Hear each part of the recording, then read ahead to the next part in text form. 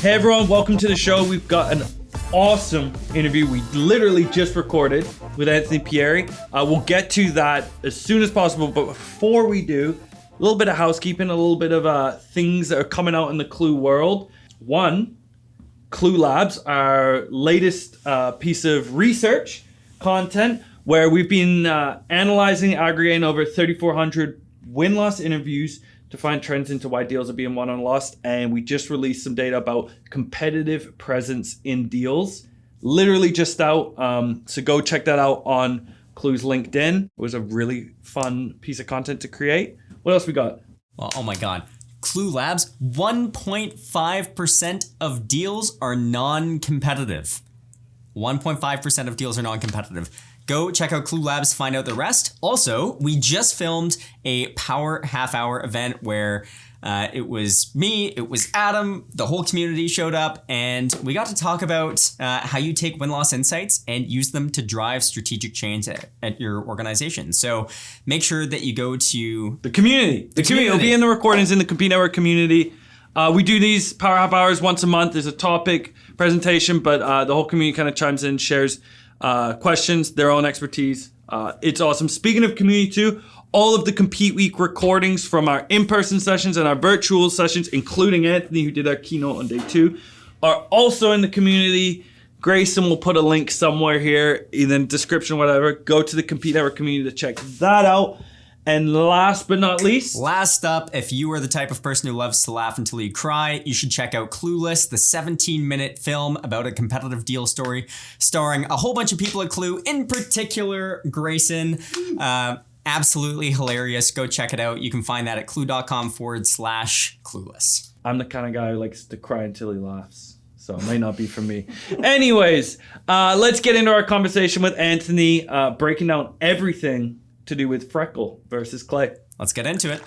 We're joined by a very, very, very, very special guest. It's none other than Anthony Pieri, co-founder of FletchPMM, the man that roasts terrible messaging on LinkedIn and one of the keynote speakers at Compete Week 2024. Anthony, thank you for joining us. Thanks for having me. Super happy to be here with you guys. I am very excited for Anthony to join for many, many reasons, but in this podcast, we like to cover kind of competitive news in the wild, competitive news stories. On LinkedIn, a couple of posts shared by yourself and others, it came up to us. We were sharing it around Slack, and we're like, we need to have Anthony on to talk about a specific competitive news stories that you're heavily involved in. So Hunter, why don't you give your perspective, share us who's winning and who's losing and why. All right. Well, I think that we're winning here because we've got Anthony on the pod.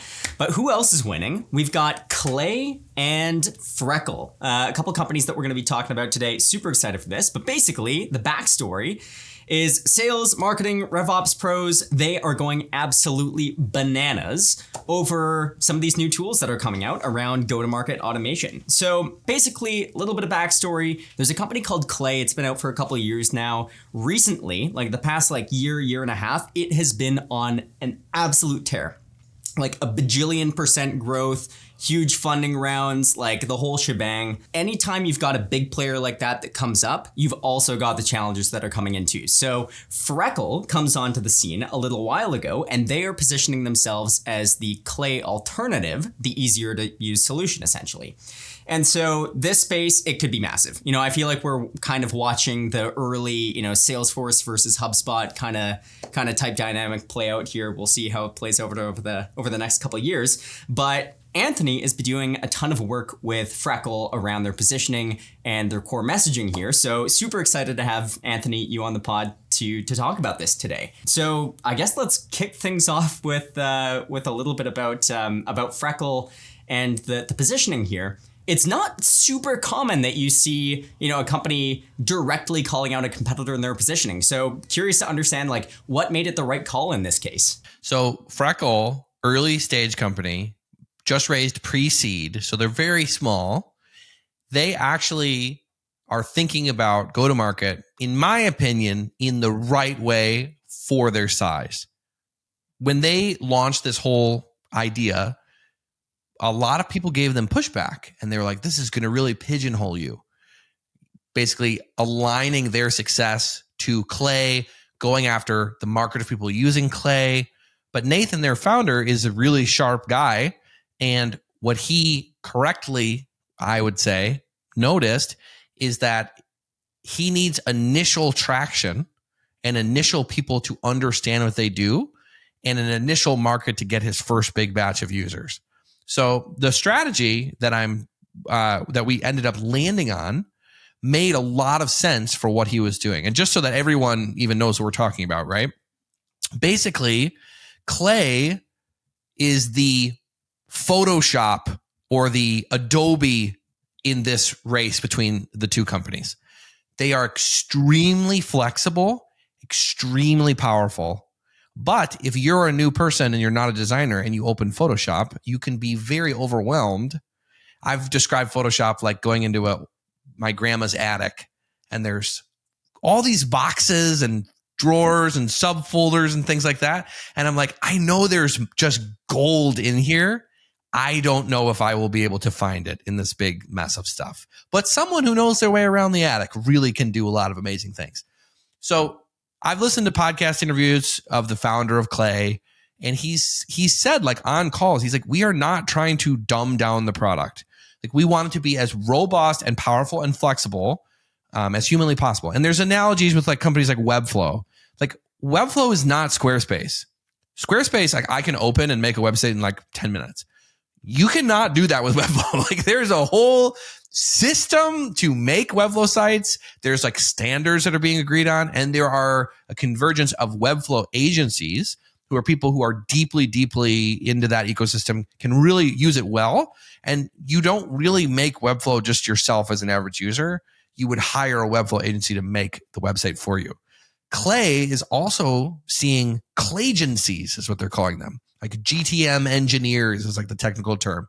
People who know this product so well are deeply, deeply enmeshed in it and are being able to get hired by companies to build these data enrichment workflows and automations and things like that. On the flip side, you have Adobe. Then you had Canva, where if you're a designer, you're not going to use Canva because you're like, I need the flexibility. I actually know what I want it to look like. I don't really care if you have all these templates and things like that. I want to just have total control to make it what I want. On the flip side, these other people are like, I don't have time to learn Photoshop. I just need something pretty simple. So just give me the templates and I'll get started right out of the box. So that was like the conceptual kind of comparisons. And it was sort of a decision that we chatted through in the workshops together. We were like, if you want to position in such a way that you're basically saying we are the Klue alternative for non-technical users, then there's a couple things that happen. One, you are limiting yourself to the market of people who know what Klue is, and B, were overwhelmed by Klue, maybe not quite technical enough to get value out of it. And so the bet is that a big enough market to launch with? And if the answer is yes, you can really make that messaging extremely clear. Like, you can call out all the exact efficiencies. You don't have to abstract it out and think about all these different reasons. And so, like, through the conversations, we basically landed at like, this actually does make sense. And Nathan, their founder, his go-to-market strategy right now is he's like following big lists of people who follow Klue on LinkedIn, big groups of people who, like, I think there's like LinkedIn groups about Klue and Slack channels and stuff. And he's doing outbound, being like, I saw that you followed Klue. Have you tried it? We have found that a lot of people think it's too complicated for the average person. And he's sending those out, and then they go to the website now. And so for anyone, if they're not looking, it's freckle.io. The first quote it is actually a quote, and it says, it's like Klue without the learning curve. That's the H1. H2, Freckle is the Klue alternative for non-technical users. Unlock your best outbound campaigns with easy enrichment, research, and cleanup templates for your lead lists. So again, given all the things that he's doing with his go-to-market, the early stage of his company, the fact that it just creates such a strong, powerful reference point for the messaging, all kind of made it feel like this is the right path to do. And then the last piece of ammo to get him over the hump, because he came in with like sort of that thesis about his strategy in the market. It's like, we didn't like come up with that for him, but we did encourage him to actually get it written, expressed right on the homepage. in that way. And we took some inspiration from Arc Browser, and let's see if they still have it as their hero. Arc Browser is significantly bigger. They raised $100 million. They have, I think millions and millions of users. And even to this day, their main H1 is a quote from The Verge magazine. And it says, Arc is the Chrome replacement I've been waiting for. The Verge. And so for them, obviously, Klue is very big. Chrome is very big, right? So I think Arc could keep that positioning probably for its first billion users if they wanted, right? Because there's, I don't know how many billions of people use Chrome on a daily basis. It's a massive amount. So that's kind of the longer explanation, but ask questions, probe.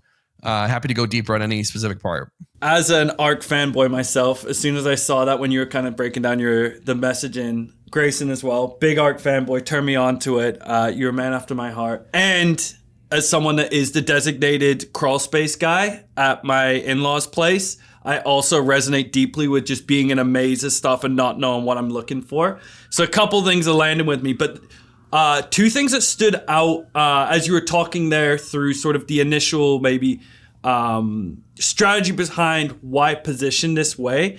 There was, I'm curious, and maybe it was done beforehand before you kind of joined in working with Nathan and the Freckle team, but some of the competitive and market research that they would have done to understand. I know you even mentioned off the hop, like the Klue, I believe, was it the CEO or someone on the Klue team talking about hey, we're not gonna dumb ourselves down. What was some of the kind of research looking like? And even when you mention is Klue a big enough brand or has a big enough market of people that even understand Klue for this to be a viable strategy? What was some of the research that was done maybe by Freckle, by yourselves, or to feel confident in going this route? Yeah, Nathan did most of that primary research and had looked into how many people were in these groups, how much they charge, how many they would need to hit their next, funding milestones and stuff like that. And basically made the bet that, this is a big enough market where this could work. And we often tell people too, these positioning decisions to go after users who already know what Klue is, that type of stuff, you are making bets, right? These are, someone used this phrase not data driven, but more data informed, right? Because ultimately at the end of the day, these are bets about the future. Will the market be big enough? Will it be receptive to this messaging and stuff like that? And there's only so much testing you can do. And a lot of it is just let's just take the plunge. And that's kind of the founder intuition. We think this is the right angle and we think that the opportunity is there and things could shift, right? Klue could, I don't know, go out of business or something tomorrow. Some big thing could happen to them and they'd be gone. And maybe the strategy will end up being terrible, or it could really work out well and they can sort of follow along each other. Like Arc Browser and Chrome, Arc has not pivoted, right? They've used that message long beyond being an early stage company to now a pretty large enterprise. I don't know if enterprise, but a large high growth startup at least. And they're still using that same competitive framing. I don't think to their detriment. I think probably to their advantage. So I guess one of the things I'm curious about here is is thinking about how you make that bet and that trade-off. So even seeing there was a post about this on LinkedIn, a few people have posted about it. One of the comments that shows up is, how do you make sure that you're not getting boxed in here? Not necessarily with is the market big enough or anything like that, but you are kind of going after a very narrow type of buyer here. It's someone who's familiar with Klue. That's kind of the most obvious one. But then it's either someone who's used Klue and been overwhelmed, or is maybe just, they've heard that Klue is overwhelming, or maybe they just know that they're not going to become that technical user. How do you think about that idea of okay, we're going to lean into this, but we also long-term maybe don't want to be boxed into that group? How are you thinking about that trade-off there? It's always exponentially easier to broaden later than it is to narrow later. And I'll give you an example. We all forget, and some of you guys in the Klue or the Klue team are maybe a little younger, so maybe you don't remember this, but Amazon at one point was an online bookstore, and Grayson, there was countless. Yeah, great. Grayson, he probably was, just being born around the time Amazon was launching. But their whole public perception was: are they going to be able to defeat big bad Barnes and Noble? And it's we all forget now, and we're Barnes and Noble's a non-entity in comparison to Amazon at this point. So it's easy to broaden later, but narrowing, if you go too broad at the beginning, the narrowing only gets harder and harder and harder. And in fact, the time when we see most companies narrow only comes when they are purchased by private equity. Private equity will come in, buy a business, and then say, 80% of what you're doing doesn't really matter. So we're going to lop off 80% of the customers you're going after, and we're going to focus on this 20% and scale the business 5x based on this little corner over there. So it literally takes like a somewhat hostile takeover to get a company to narrow versus you could expand, from selling just books to Amazon being this giant multinational entity that not just sells everything, but is like the back end of all of the internet, and it's a TV network, and it's, they have their own proprietary shows that they make. There's literally an endless amount of things that Amazon does, and they started from such an unbelievably narrow point. So in fact, we don't think that's really a fear to go too narrow, as long as there's a market that can help you meet whatever that next growth goal is. Like, you should always position relative to your next growth goal. If you're making $100,000 a year and you want to make $1 million a year, don't position for $50 million a year, position for $1 million, and like basically say, what would get us to $1 million? And then when you hit there, you can decide, do we want to stick with this positioning, or do we want to broaden? Do we want to pull in new revenue streams? And like a lot of people, there's a ton of examples. I was speaking at this conference with one of the early marketers at ConvertKit. I think they got to $10 million from like one distribution channel and like one main segment. So you can get pretty big staying relatively narrow and having your company be incredibly efficient and lean and have really, really good marketing, even with a small team. Like we all are kind of loosely in marketing, and we all know the hardest thing about marketing is getting stretched in 10 different directions. And it's because if you don't have the muscle to go after 10 different markets with 10 different go-to-market plans, right? Execute on all those different content avenues and sales talk tracks and objection handles and testimonials and all those things. Just focus now, and then you'll get bigger, and then you can use the money to broaden out. I got two questions. Why do you think that is the case, to the point of it's often when private equity comes in, they force you to narrow down? Why do you think prior to private equity, there's too broad of maybe a customer base or target audience? There's a slew of reasons why it ends up happening. They narrow because they know that's how you build strong businesses. You look at where's the waste, the inefficiency, the customers who don't like you, who churn, who won't tell other people about you, who waste time in the sales process, that drag the business down. And they say, let's just not go after those people. Like, the world is so big, and all of these markets are exponentially larger than most people give them credit for. And so they basically just say, let's just get rid of the inefficient parts that are these segments that are not worth pursuing. But I think on the flip side, especially if you're a startup, you can be in a scarcity mentality, and you're like, you're telling me that there would be a world where I would turn away money? I would tell a customer they weren't a good fit for my product when they were going to pay me, right? Like, that's such a scary thing for founders. A fun example actually is the company Chili Piper. At the last agency that I worked at, Chili Piper reached out to us, like one of their, BDRs or something. And then we started going, and they were like, actually, you guys are not a good fit for Chili Piper, so you should not get it. And we were like, that's amazing. Like, that level of diligence to turn away people who are a bad fit, like, shows the level of diligence and, just strategy and strength of drive of Alina and the Chili Piper team. Most people are not like that. Like, there's a lot of very weak leaders out there who are like, I just need to go after everyone. I can't make tough decisions. Yeah. This reminds me a ton of, I think it's like Y Combinator's advice to new founders is niche down. Like, if you think that selling this like really niche product to this niche market is going to narrow you, like, don't worry about that. If you're looking at your TAM and it's $5 million, there has never been a founder who's got to $5 million and then not known where to go. So I like that idea of position yourself to get to that next stage.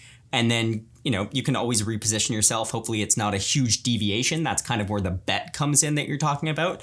But that makes a ton of sense. I guess what I'm curious about too is like, what has the market reception been like to this? It's only been out for a little while, I guess now, but there's been a lot of chatter on LinkedIn about it. What are people saying about the new positioning here? Nathan has gotten a ton of really, really good amounts of signups, people getting in the product, really liking it. So like, I think it's been, for that segment of people, has been a really good fit. And obviously they're very new. So the product is still like in its infancy and there's things about it that could be better and strengthened. But in general, Nathan was a Klue power user himself. So he like knows the ins and outs of how Klue works. And actually, it was really important too. You see this a lot on LinkedIn, and I know you guys cover a lot of LinkedIn news. So there's like a lot of mudslinging that happens with like competitive stuff. Like I saw this recent one of some guy from Rippling, way high up at Rippling, and then Deal. They were like making video games, making fun of each other, and like they're sending like profanity back and forth. So Nathan from the beginning was like, we do not actually want to be antagonistic against Klue because Klue is an amazing product. It's just not an amazing product for every possible person.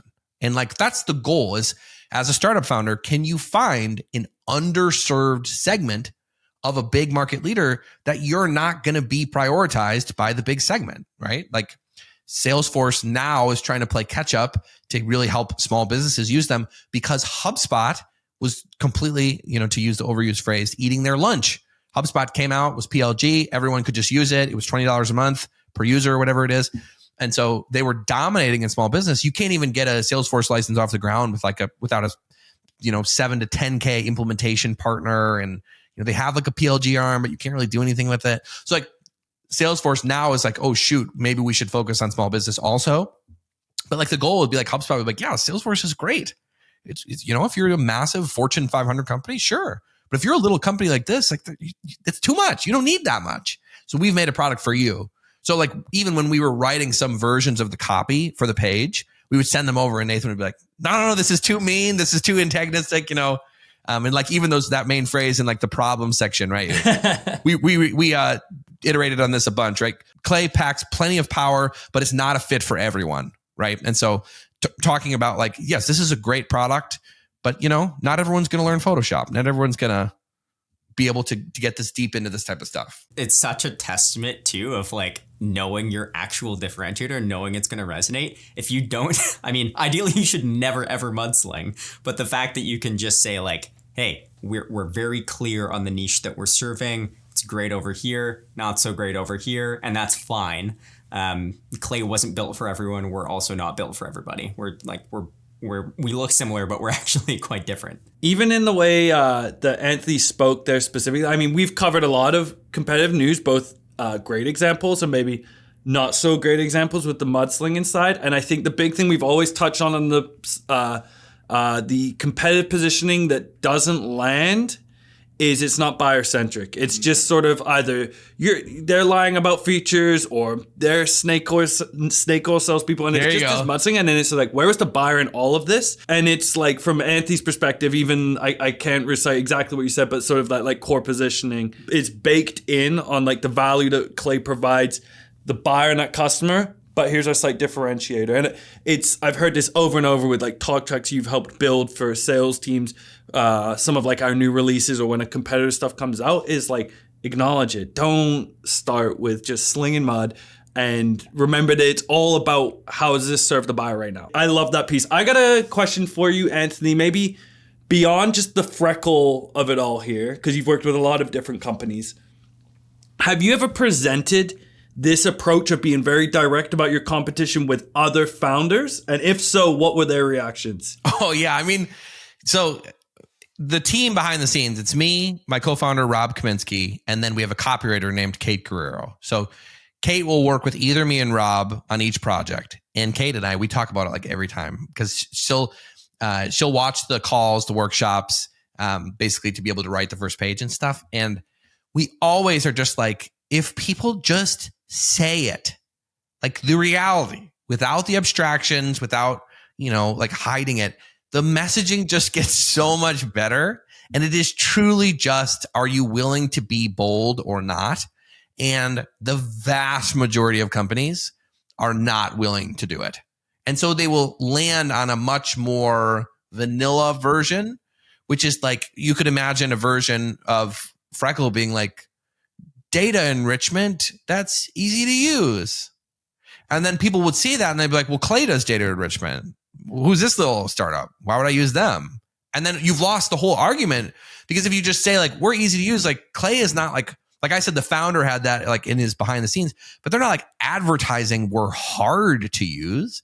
So like if you use the big market leaders thing, like, there's so many new CRMs that are coming out that are like, finally a CRM that's simple.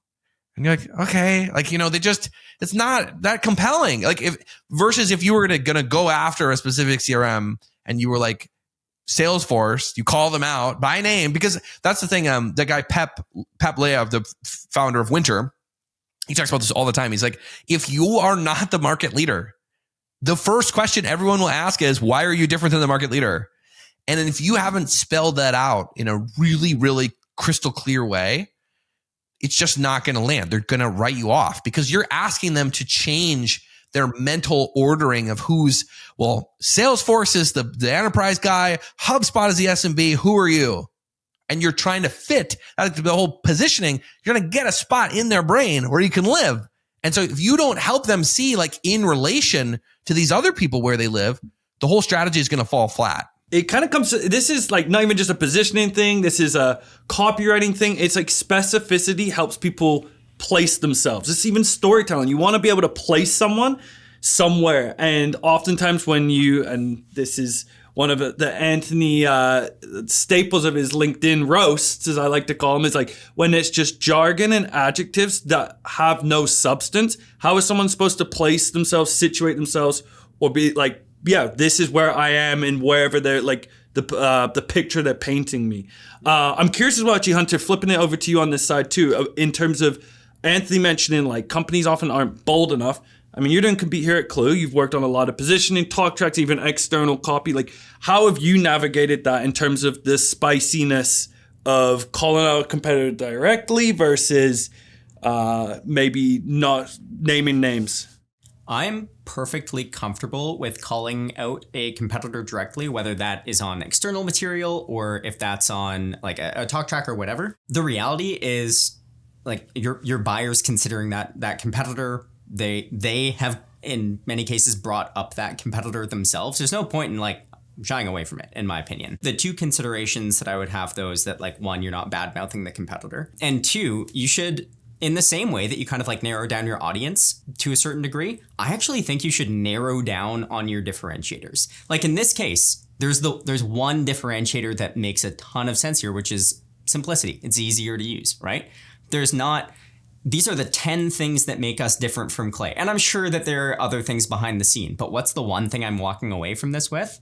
It's that Freckle is the easier to use platform for the non-technical user. So the consideration I would also put in there is like, narrow it down. What are really like the 1, 2, maybe 3 things that set you apart from your competitor, that are actual differentiators, that are tangible, and that not only make you different, but almost push you towards serving a different type of audience. Those are the things that I would think about here. Like, you don't just want to be, okay, both people can use this tool and get equal value out of it, but we do this thing differently. It's almost like these are the things that push us towards serving a different type of audience, and it looks like you're in this type of audience. That's kind of the way that I'm thinking about it here. Anthony, product marketers are listening to this, watching this.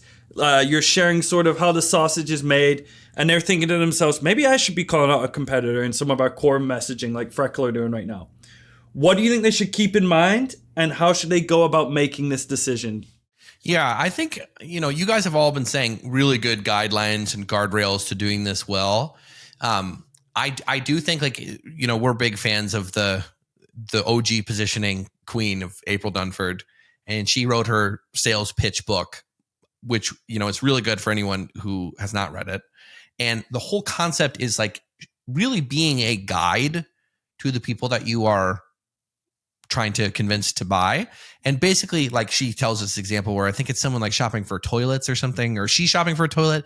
And basically she's like, I've never bought a toilet. I don't know what I'm supposed to be looking for. And the person at the store is like, well, here's kind of the range of options, right? You could get one like this that has this type of stuff. You could get one like this. It's better for these people in these scenarios, and like helping them make a decision, and then actually being okay and stepping back and being like, this is not a good fit. This one is actually probably not a good fit for you. And even if that's your product, right? So in general, like I would have that be the mindset that if you're going to do this call out, you are actually effectively, as Hunter said, you're making a segment decision. You're making a target customer decision of who do you actually want to be for. So like when DuckDuckGo says, unlike Chrome or unlike Google search engine, we actually don't collect your data.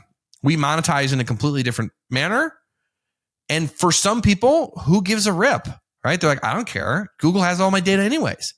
But by making that differentiation, they're actually also making the decision of saying, I want to go after privacy-minded individuals.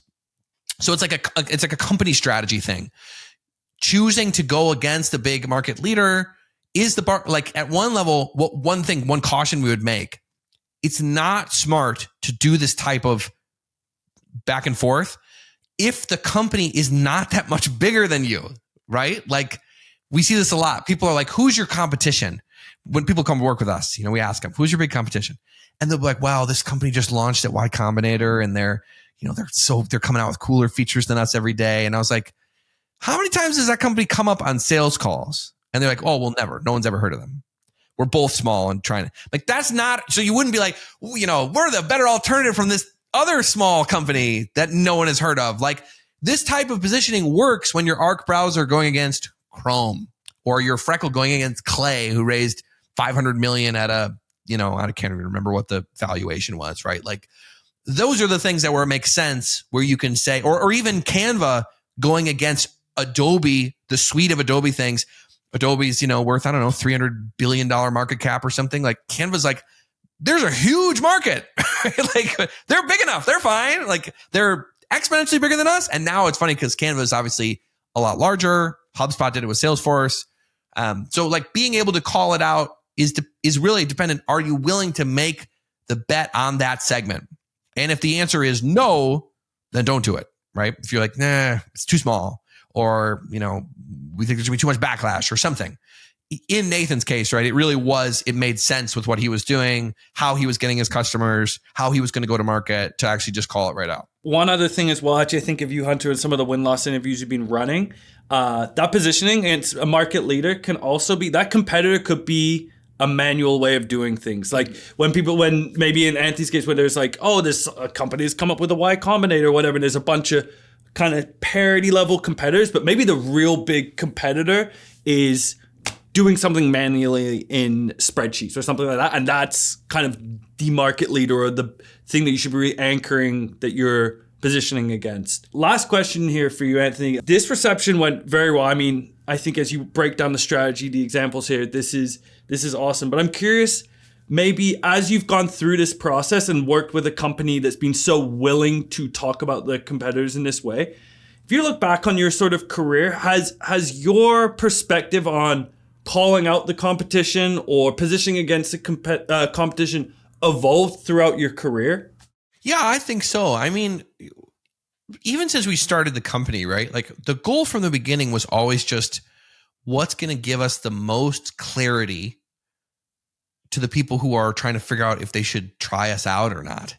And so we've discovered more and more that when these actual shopping decisions happen, they mostly don't happen in a vacuum. That most of these people really are evaluating you between other solutions.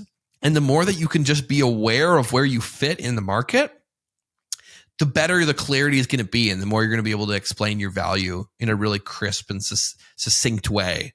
And so I think a lot of it comes from too, like this is a larger POV question, right? Like nothing against venture capital, but the downside of taking venture capital is you have to make it sound like you're really going to go after the whole world. Like no one is safe from our company. We're going to dominate every market, right? And that's just like a silly way to build a business. Like going back to that Amazon example, right? Like that's not what they did. And they are, top 10 biggest companies of all time. And so understanding that the best way to grow and get to bigger things is actually not to go after all the market all at once. It's to find pockets within existing markets, gain traction, and then use that traction to expand and get bigger. Obviously, there's the outliers. There's the OpenAIs who Microsoft gifts you $50 billion. Great. You don't need to work with me. If that's you, you're probably fine. You don't have a positioning problem. You truly are going for world domination. Great. 99.99% of all companies are not that. So what do the rest of us do when we don't have 50 billion for Microsoft?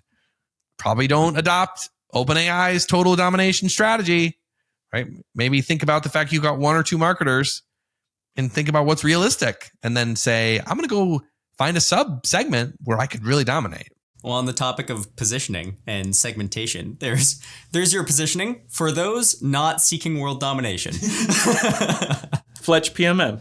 Perfect. There you go. That's for free. Look, that was our audit for you.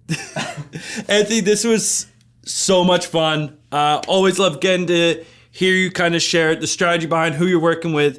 And some of these examples are killer for the audience. Thank you so much for joining us. Definitely. Thanks for having me. Super fun. Sweet. And we'll catch everyone 2 weeks' time.